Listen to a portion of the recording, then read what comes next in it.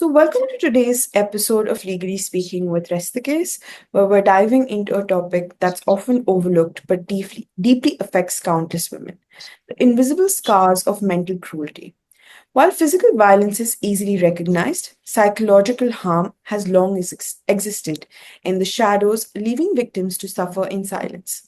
But with the new criminal code now recognizing harm to women's mental health as cruelty, we're witnessing a pivotal shift in how the legal system addresses these hidden forms of abuse. Joining us today is Advocate Kanishk Sinha, a legal expert with deep insights into gender justice and criminal law. Advocate Kanishk is a practicing lawyer in the Calcutta High Court and a key member of Das Sinha and Company, one of Kolkata's top legal firms. Together, we'll explore what this legal recognition really means, how it can help protect women, and what challenges still lie ahead. We'll also confront some tough questions. Can law truly protect against something as intangible as mental cruelty? And how do we prevent the misuse of these legal protections while ensuring real victims are heard? So, whether you're a legal professional, an advocate for women's rights, or someone looking to understand the complexities of this issue, this conversation is for you. So, let's get into it. To begin with, Advocate Kanishk, could you share your thoughts on how the new criminal code deals with crimes against women, especially by recognizing mental health as cruelty? The shift towards recognizing mental and emotional abuse as cruelty under the new criminal code is a significant development in combating crimes against women, as it acknowledges the severe and often long-lasting harm that psychological abuse can inflict, even without physical injuries, allowing for legal protection and prosecution of perpetrators in cases where physical violence may not be present. This is a crucial step towards a more holistic understanding of violence against women. The previously neglected area in the legal framework often focused solely on physical violence, leaving the emotional and mental abuse largely unaddressed, leading to unreporting and lack of legal recourse for victims. Impact There was also impact on the well-being. uh, Psychological abuse can have devastating effects on a victim's mental health, self-esteem, and overall quality of life comparable to physical harm. The empowerment of victim to seek justice is also a very important topic in this matter. By recognizing emotional abuse as cruelty, the law empowers victim to report such incidents. The new law empowers the woman to report such incident and potentially seek legal action against the perpetrators. The social awareness is also and the change. This shift also contributes to broader societal recognition of seriousness of emotional abuse, promoting healthier relationship dynamics and challenging harmful gender norms. However, challenges remain. However, there is a challenge remain right now also. Establishing the evidence of emotional abuse in court can be complex, as it often relies on witness and testimony and victim accounts, which is a very big challenge right now in the new law also. Implementation and enforcement. Effective implementation of law recognizing emotional abuse requires proper training for legal professionals to accurately assess and address such cases. Right. In Um, short, yeah. this will be my views. It may differ, but this will be my in personal views on Okay. this new law. Okay. And if you can update us on what are the main details and highlights in the new criminal code regarding mental health and women's right? What does the new criminal code exactly say? If you can tell us. The yes,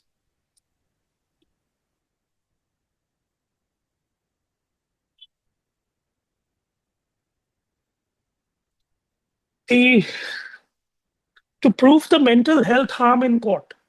Typically, a combination of medical records documenting a diagnosed mental health condition, detailed witness testimonies outlining the abusive behavior, and expert physiological, psychological evaluations are needed.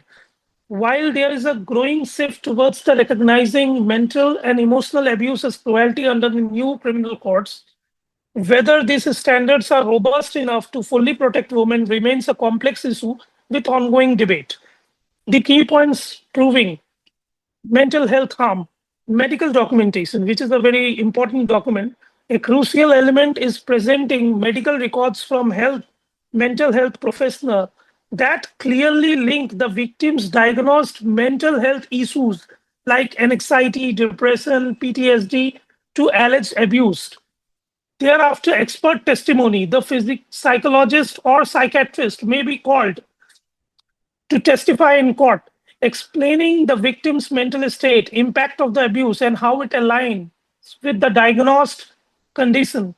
Witness accounts, detailed accounts from friends, family, or other witnesses who can corroborate the abusive behavior and its impact on victims' mental health, well-being can be vital. Personal testimony, the victim's own testimony about the specific abusive acts and their emotional effect is often the most impactful evidence. Challenging in proving the mental health harm. Subjectivity is the main thing. Mental abuse can be difficult to prove as it often involves subtle behaviors, making it challenging to objectively demonstrate its impact. Stigma. Victims may hesitate to disclose mental health issues due to social stigma, impacting their willingness to report the abuse. Burden of proof. Court may require a high standard of proof, making it challenging to successfully establishing a link between the abuse and victim's mental health. Shift towards the recognizing mental and emotional abuse, legal reform. Many jurisdictions are updating their laws to explicitly include mental and emotional abuse as a form of cruelty, making it easier to pursue legal action against the perpetrator. The awareness is also very much need of the hour. Awareness campaign must be required to be put in the place. Increase awareness about the harmful effects of emotional abuse is helping normalize discussions around this issue. Concerns regarding protection of women. Implementation challenges.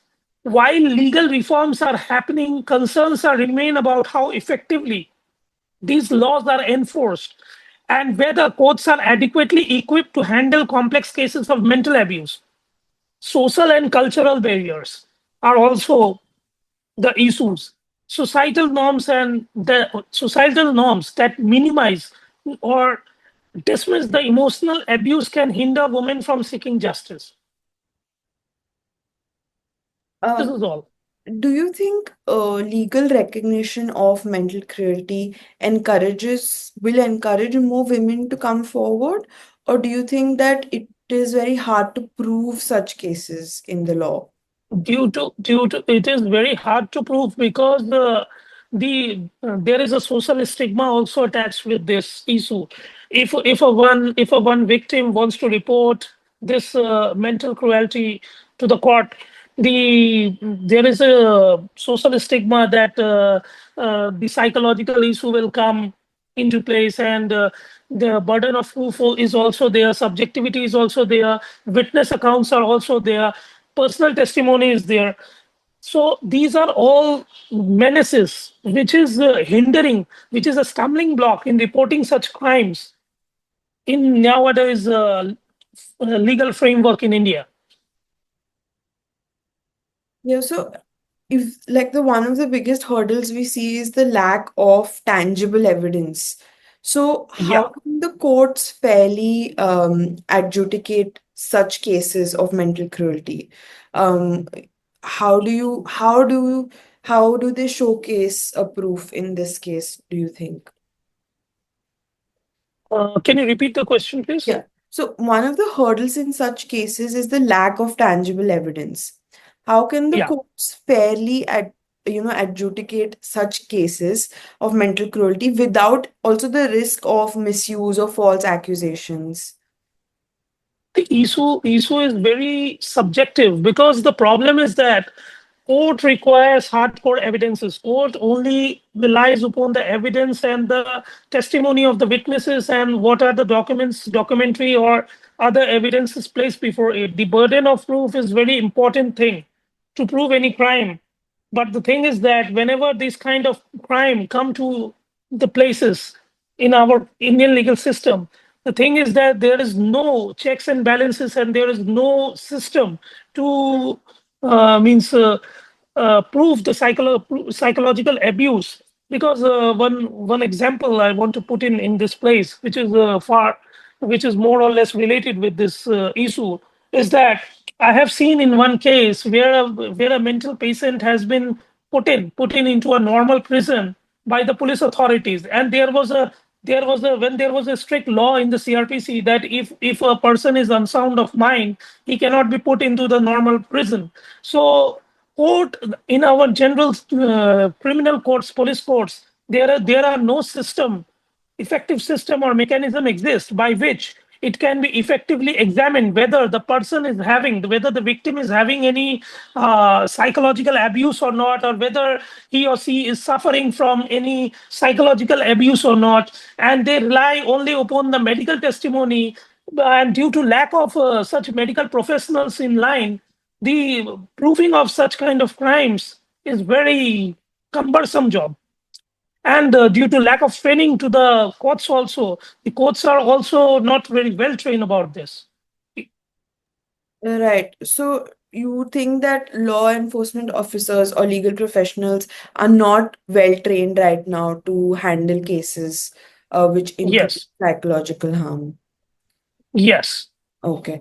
And so there are some critics which argue that the definition of mental cruelty is too broad, and this could open the door for false allegations.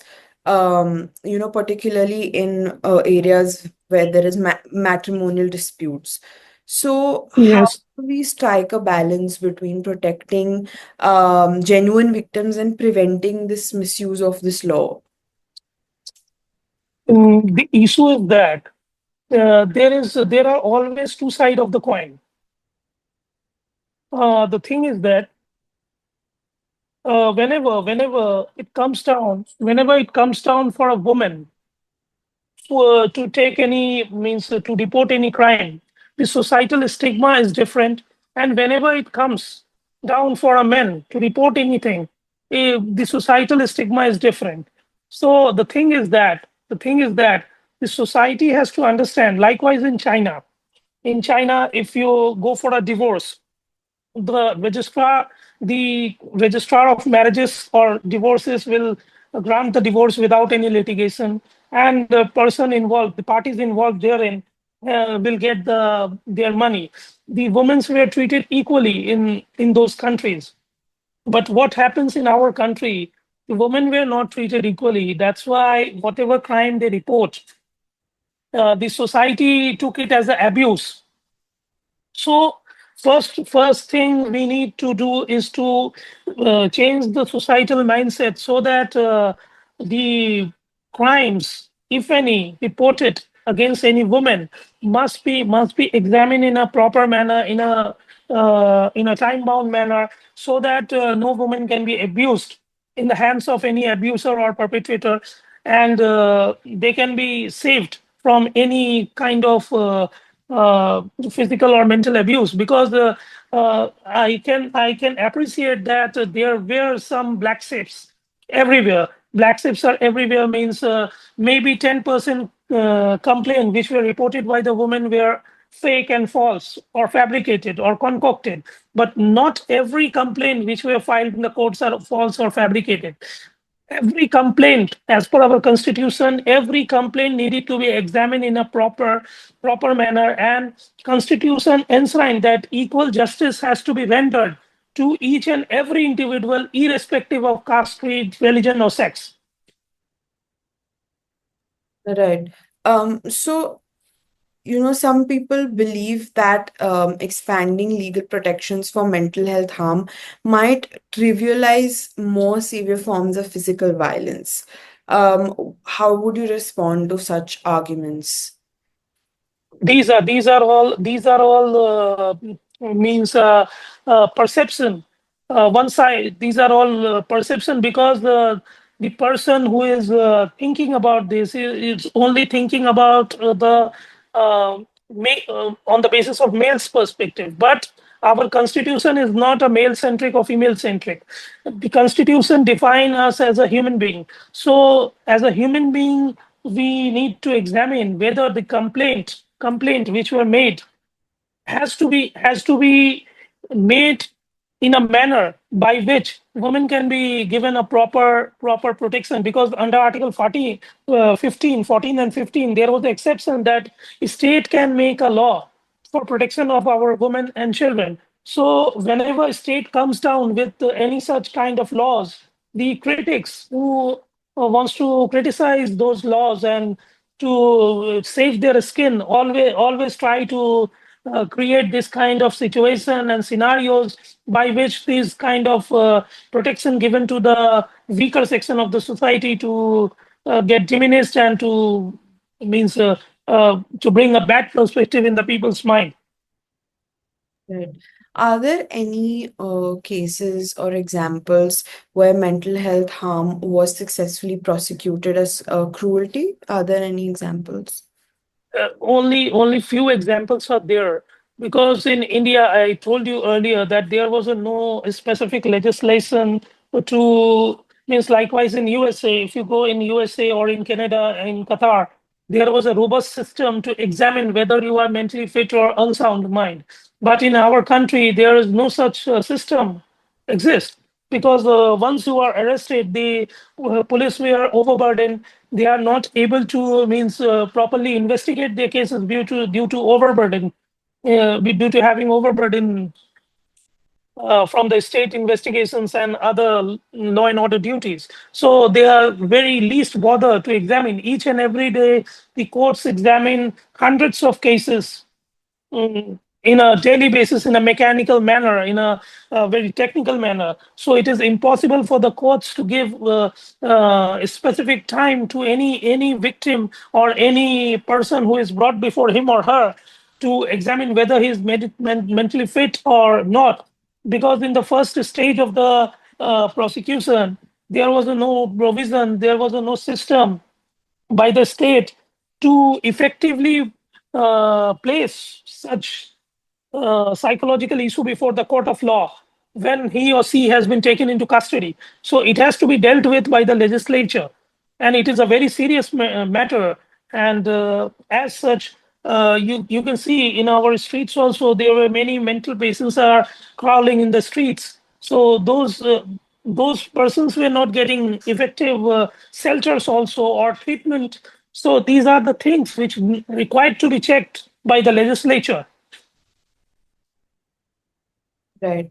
And beyond the courtroom, what preventive measures can be taken to address psychological abuse and mental cruelty against women? State has to make out a policy. State has to make out a policy by which first, if a victim, if a person is having a mental or physical, psychological abuse, then he or she can go to that center or mediator who is well trained or having that kind of knowledge expertise in the relevant field of understanding psychological abuse, because criminal understanding as well as medical understanding is very much required to address such problems and to understand the victim's problems, what kind of psychological issues she has suffered. So once he has been able to explain all this thing to that mediator, then only that mediator can place a report to the court, and court will examine it on the legal perspective, and thereafter proceed with the same in accordance with law to render the justice. So this is the need of the hour, which legislature has to make out for the interest of protecting our women. Right. And do you see this legal recognition of mental health harm as a stepping stone towards broader reforms in how we handle crimes against women in India?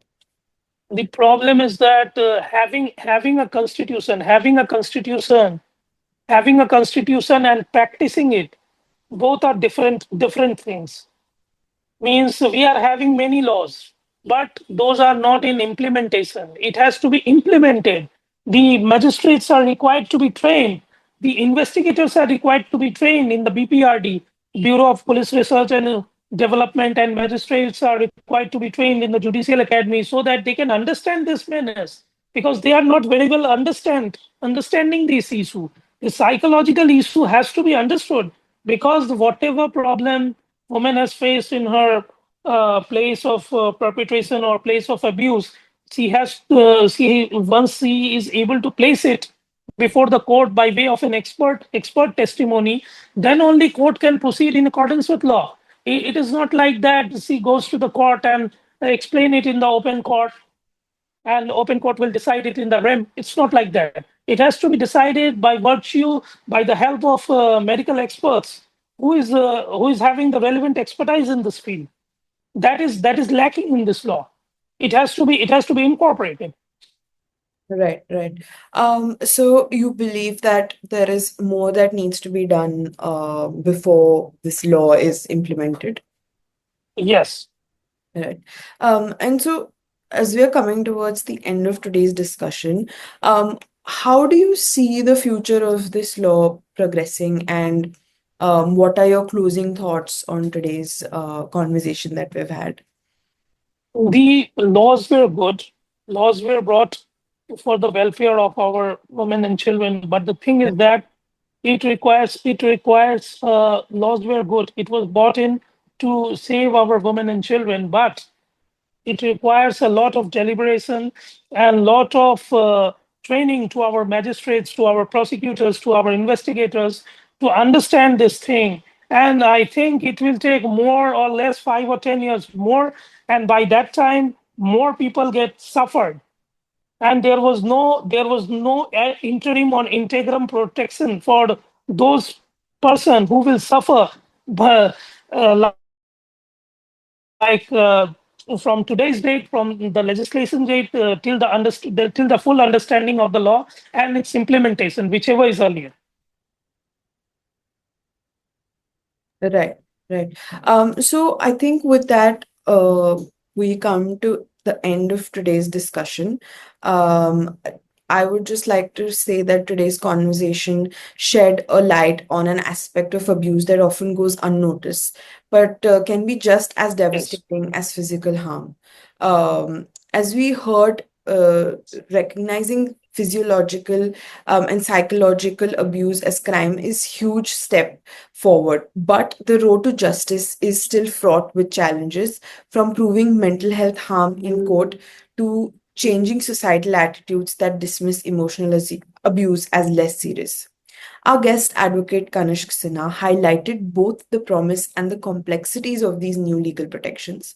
While the law is evolving to better support women, true change will require a combined effort from legal reforms and law enforcement training to societal awareness and, most importantly, listening and believing survivors.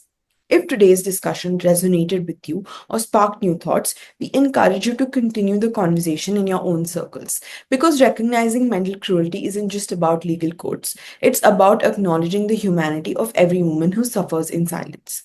Thank you for joining us. Stay safe, stay aware, and we'll see you next time. Thank you so much. Thank you.